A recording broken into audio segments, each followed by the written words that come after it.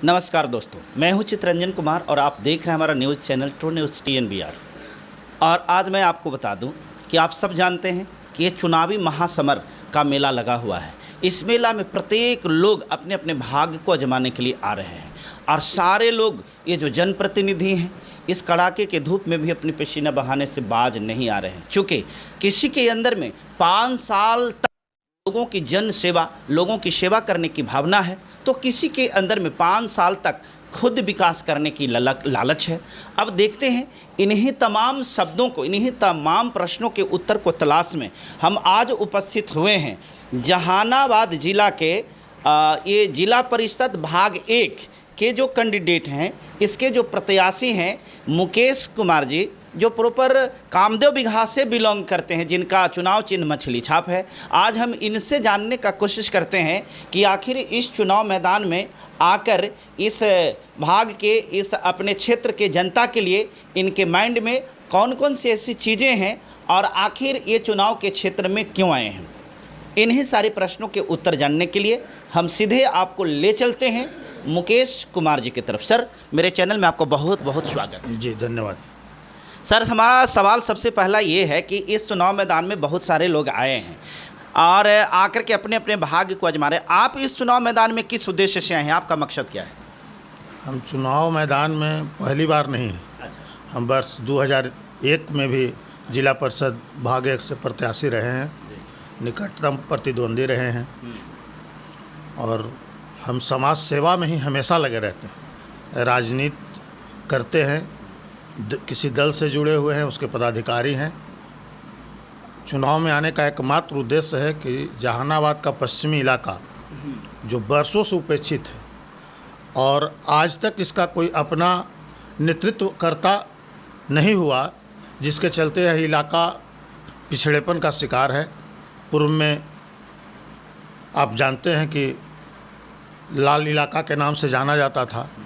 नीतीश कुमार जी के शासनकाल में परिस्थितियाँ बदली है, तो हमारा जहानाबाद के पश्चिमी इलाका का समग्र विकास हो, यही हमारा सपना है। आप अभी बताएं कि हम दल से भी जुड़े हुए हैं और उसके पदाधिकारी हैं। व्यूअर्स ये जानना चाह रहे हैं कि आखिर आप किस दल से जुड़े हुए हैं और कौन से पदाधिकारी? मैं जनता दल यूनाइटेड में हूँ, प्रदेश प्रधान महासचिव हूँ समाज सुधार सेनानी प्रकोष्ठ का। यह है कि इनके लिए विशेष बात है और यहाँ की पब्लिक के लिए, इस क्षेत्र की जनता के लिए भी, कि जो बिहार के सरकार हैं मुख्यमंत्री नीतीश कुमार जी, उन्हीं के दल से, उन्हीं के पार्टी से ये हैं और ख़ास करके इनके अंदर में कुछ और करने के लिए, कुछ कहने के लिए विशेष नहीं है। क्योंकि आप सब जानते हैं कि जब ये पहले ही बता दिए कि हम इस प्रकार की समाज सेवा से पहले से जुड़े हुए हैं, तो निश्चित तौर पर अगले बार भी आए थे। सर, अगला बार आप कितना वोट से पराजय हुए थे? पिछली बार लगभग 1300 मतों से हम पराजित हुए। 1300 मतों से आप पराजय हो गए।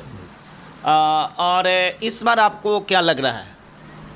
इस बार जो जनता का रुझान है और जो माहौल बदला हुआ है, पिछली बार जो लोग चुनाव जीते 5 साल, उसको जनता ने देखा, तो निश्चित रूप से जनता अपने आप को ठगा हुआ महसूस कर रही है और बदलाव का मन बनाए हुए है। और जात पात से ऊपर उठकर खास करके अति पिछड़ा, दलित, महादलित मतदाताओं का रुझान हमारे पक्ष में है। गरीब गुरबों के बीच में हमारा लोकप्रियता है। निश्चित ये गरीब दलित की आपने बात कहा, तो अभी तक के इतने दिन में चूँकि बहुत से लोग हैं, चुनाव जीतने के बाद वो हारने के बाद चुपचाप से बैठ जाते हैं और फिर वो समाज सेवा से उनका मोह भंग हो जाता है। इस स्थिति में हम ये जानना चाहते हैं कि आखिर दलित मतदाता आपको वोट क्यों करें? दलित मतदाता के निरंतर हम संपर्क में रहते हैं और जब कभी जिस किसी को किसी भी तरह का कोई आवश्यकता होता है तो बेझिझक मेरे पास आता है और हम उसको पूरा करते हैं। ये चुनावी मेढक वाली बात नहीं है कि आज चुनाव है तो उसको गए पूछे, पैसा खर्च किए, फलना किए, वो बात नहीं है। वह सब दिन हमसे लगाव रखता है लोग, हम उसके दुख सुख में सहभागी रखते हैं। रात के 10 बजे भी अगर एक टेलीफोन करता है तो हम उसके पास जाते हैं, इसलिए उसका झुकाव हमारी ओर है। ऐसा नहीं है कि चुनाव कर सकते। इस बार अगले बार तो आप चुनाव में हार गए थे। इस बार बताइए कि आपके प्रतिद्वंदी के रूप में जो आपको टक्कर देने वाला कोई कैंडिडेट है वो कौन है, किससे आपको डर लग रहा है? नहीं, डर क्यों लगेगा? डर नहीं लग रहा है, डर किसी से नहीं है, कोई टक्कर उक्कर की बात नहीं है। लेकिन यह जहानाबाद जिला परिषद भाग 1 का दुर्भाग्य है कि यहाँ 3-4 की संख्या में बाहरी प्रत्याशी जिनका इस क्षेत्र में घर नहीं है, दूसरे क्षेत्र से आके यहाँ चुनाव लड़ रहे हैं, और कुछ लोगों का उनके प्रति भी जो रुझान रहता है, तो मुझे अफसोस होता है कि मतलब जहानाबाद जिला परिषद भाग 1 के मतदाताओं को हम कहना चाहते हैं कि कोई अपना बेटा को वोट देकर विजयी बनाए, जो दिन रात उसके सुख दुख में साथी हो, बाहरी व्यक्ति को कम से कम मतदान न करे। तो ये आप जनता को भी हम बताना चाह रहे हैं कि इस क्षेत्र से कुछ बाहरी मतदाता हैं।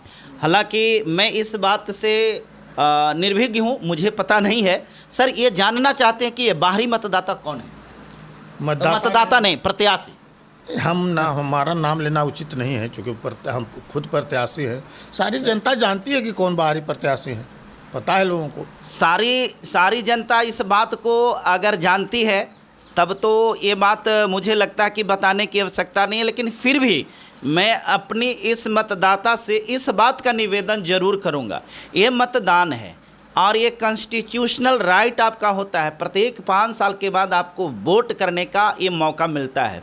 इस मौका को यूं ही जाया ना करें और सोच समझ कर को वोट करें कि कौन ऐसा है जो हमारे दुख में, हमारे सुख में, हमारे मान सम्मान को बढ़ाने में, हमारे परिवार को बचाने में, हमें हमेशा सुरक्षित रखने में, हमारे बारे में सोचने वाला आखिर ये प्रतिनिधि है कौन।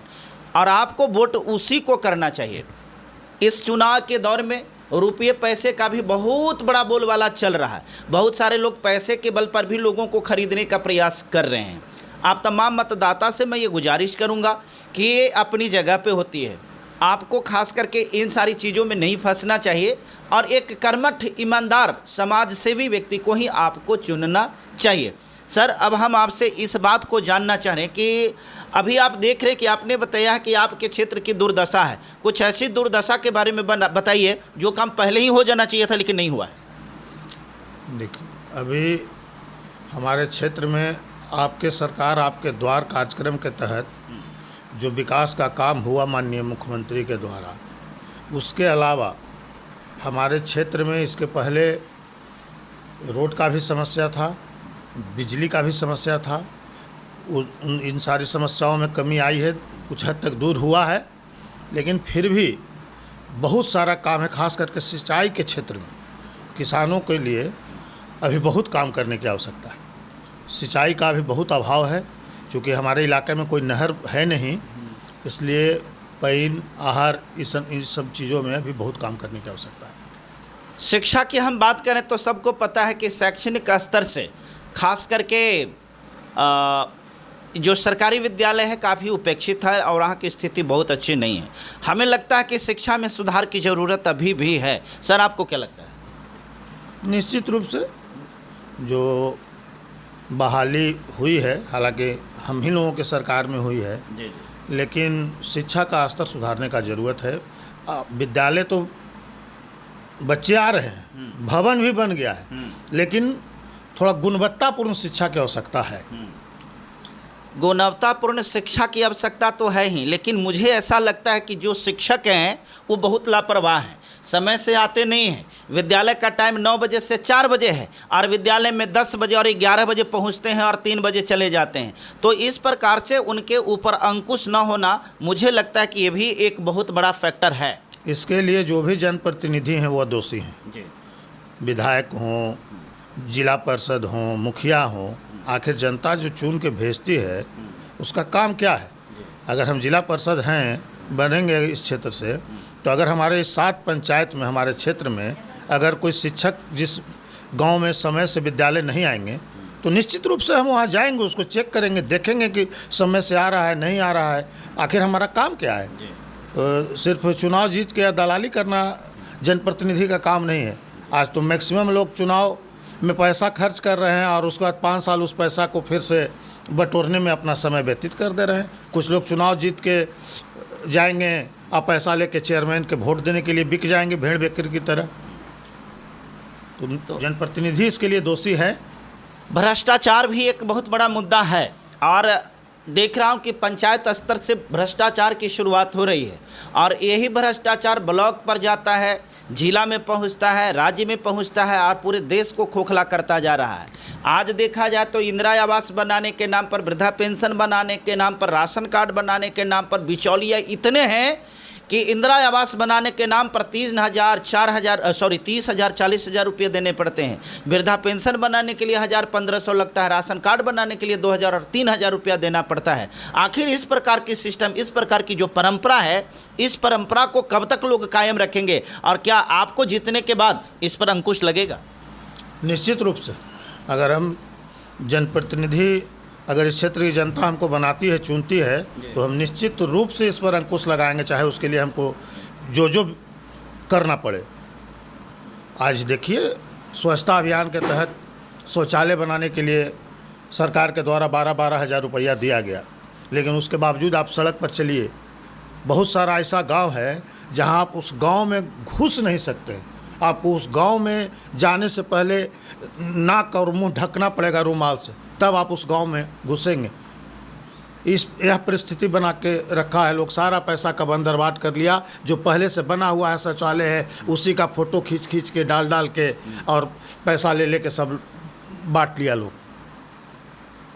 इन सब चीज़ों पर गंभीरतापूर्वक विचार करना चाहिए। हम पहले ही कहे कि हमारे इलाका का ये दुर्भाग्य है कि इसका अपना कोई बढ़िया जनप्रतिनिधि आज तक नहीं।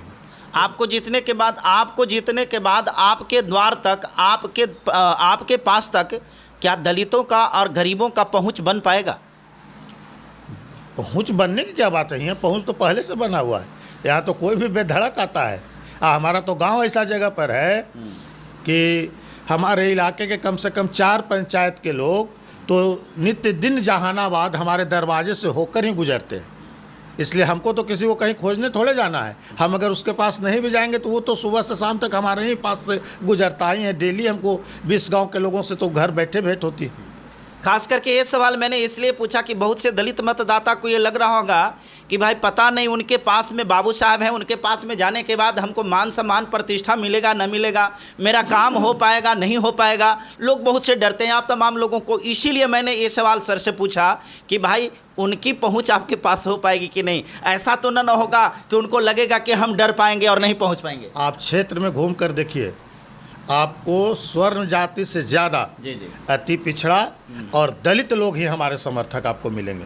स्वर्ण जाति में जाएंगे तो वहाँ कुछ विरोधाभास हमारे बारे में सुनने को मिलेगा, लेकिन आप जैसे ही मांझी, रविदास, पासवान, इन भाइयों के बीच जाएंगे तो आपको हमारी लोकप्रियता स्पष्ट दिखेगी।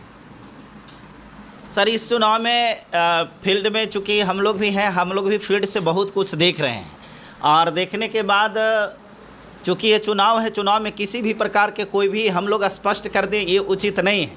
लेकिन आपको जीत के प्रति आपको क्या लगता है, आप अपनी जीत पर पूरी तरह से आश्वस्त हैं या नहीं? देखिए, चुनाव तो परिणाम आने के बाद ही पता चलता है कि क्या परिणाम हुआ। जी। लेकिन जितना दिन से हम घूम रहे हैं और जितने लोगों से मिल रहे हैं और जो हमारा फीडबैक है, और चूँकि 7 पंचायत के लोगों को हम व्यक्तिगत रूप से सबको जानते हैं, तो हमको कुछ संदेह नहीं है कि इस बार चुनाव जीतने में कोई परेशानी है। चुनाव जीत जाना चाहिए। विरोधी मतों का बिखराव भी है, निश्चित रूप से सफलता मिलेगी। तो क्या मैं आपके तरफ से जहानाबाद जिला भाग 1 के जनता को ये कह दें कि आपकी विजय की माला को तैयार कर लें? माला और निंदा दोनों के लिए नेता को तो सदैव तैयार ही रहना चाहिए। उसके लिए तैयार है हम लोग। बाकी तो जनता मालिक है। हाँ। माला पहनाना उन्हीं का काम है जी। चाहेंगे पहनाएंगे ही।